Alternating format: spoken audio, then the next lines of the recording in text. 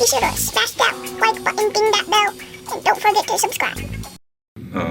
Labs in Ukraine that the Russians keep raising. Yeah. Can you basically explain to us what type of relationship, if any, there was between the Pentagon and the Ukrainian side on any biological labs?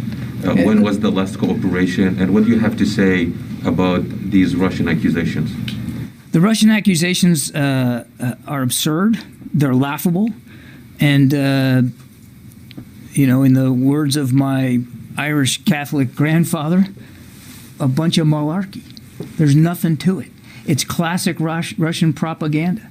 And I wouldn't, if I were you, I wouldn't give it.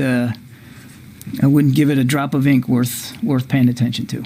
Yeah, but can you explain to us has there been any relationship between the Pentagon? We are not developing biological or chemical weapons inside Ukraine. It's not happening.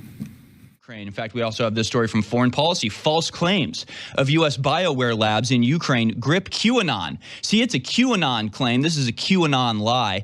Anything that the American government doesn't want you to know, they simply call QAnon, and then you're not allowed to talk about it anymore. That's how that works. But of course, it turns out that it is absolutely true. Well, I only have a minute left. Let me ask you, does Ukraine have chemical or biological weapons? Ukraine has biological research facilities, which, in fact, we are now quite concerned Russian forces may be seeking to gain control of. So we are working with the Ukrainians on how they can prevent any of those research materials from falling into the hands of Russian forces should they approach. I'm sure you're aware that the Russian propaganda groups are already putting out there all kinds of information about how they've uncovered a plot by the Ukrainians to release biological weapons in the country and with NATO's coordination. If there's a biological or chemical weapon incident or attack inside of Ukraine, is there any doubt in your mind that 100% it would be the Russians that would be behind it? There is no doubt in my mind, Senator, and it is classic Russian technique to blame on the other guy what they're planning to do themselves.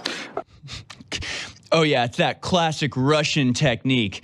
Those Russians, well known for their false flag attacks. You know, false flag reports about weapons mass destruction was behind their invasion of Iraq in 2003. Did you know that? I'm sorry, what? That was who? Who did that? It was us? My God, I can't believe it. You know, it was the Russians that, falsified a chemical attack on Assad's people to blame it on Assad to get into, I'm sorry, who? I'm sorry, what did that?